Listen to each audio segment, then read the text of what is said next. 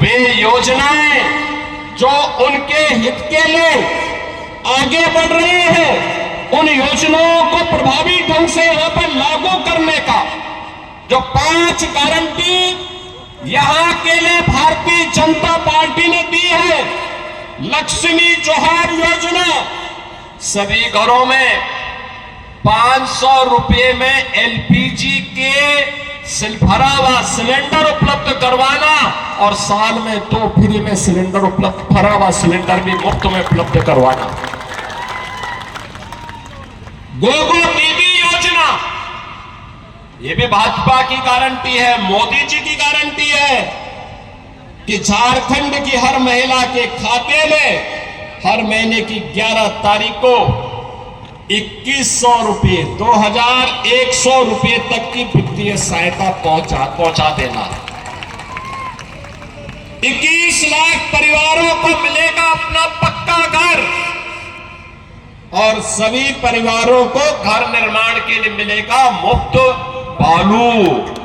यानी ये भाजपा कहती है कि हम मुफ्त बालू घर निर्माण के लिए देंगे और बालू माफिया का सफाया कर देंगे। युवा साथी भत्ता, जिन्होंने स्नातक स्नातकोत्तर की डिग्री प्राप्त कर ली, जिन युवाओं को डिग्री प्राप्त करने के पहले 2 वर्ष में अगर उन्हें कोई नौकरी नहीं मिलती है तो प्रत्येक माह 2000 रुपए की गारंटी भी भाजपा आपको दे रही है, एनडीए आपको दे रहा है। और बहनों और भाइयों, इसके साथ ही जो यहां पर भर्तियां ये नहीं कर पाए थे, सरकारी नौकरी नहीं दे पाए थे, पहले ही कैबिनेट में निर्णय लेकर के भारतीय जनता पार्टी ने कहा है उन युवाओं के लिए नौकरी का पिटारा लेकर के भी भारतीय जनता पार्टी झारखंड के अंदर ही लेकर के आएगी। झारखंड के अंदर 5 साल में 5 लाख नौजवानों के लिए नए रोजगार उपलब्ध करवाने के कार्यक्रम को भी भारतीय जनता पार्टी आगे बढ़ाने की बात कर रही है। और इसलिए बहनों और भाइयों, आज मैं आपके बीच आया हूं आपसे कहने के लिए, भारतीय जनता पार्टी देश की सुरक्षा की गारंटी है। भारतीय जनता पार्टी देश के स्वाभिमान की गारंटी है। भारतीय जनता पार्टी युवाओं के रोजगार की गारंटी है। भारतीय जनता पार्टी महिलाओं के लिए सम्मान और स्वावलंबन की गारंटी है। भारतीय जनता पार्टी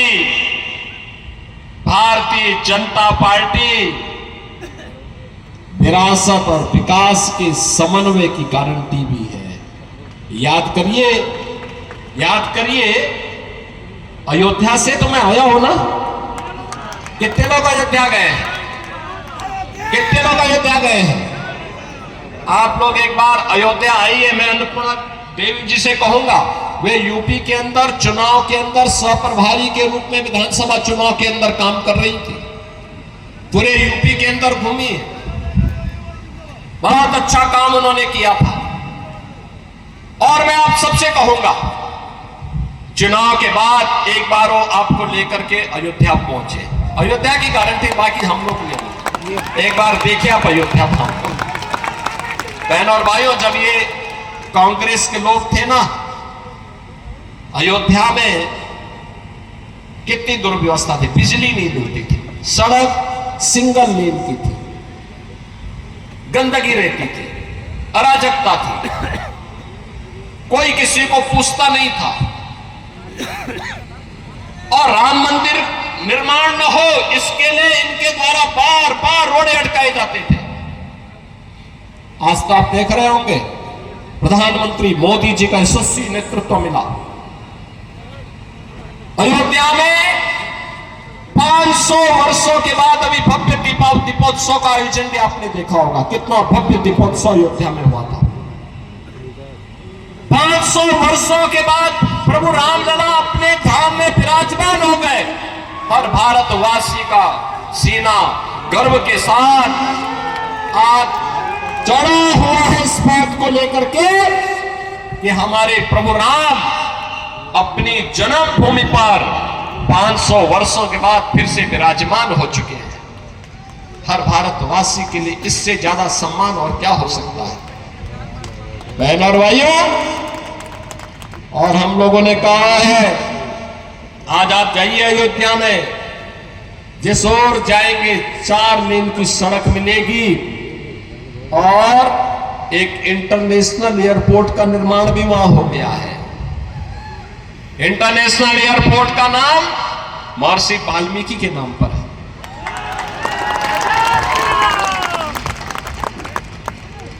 वहां पे जो बड़े बड़े यात्री विश्रामालय बनाए गए हैं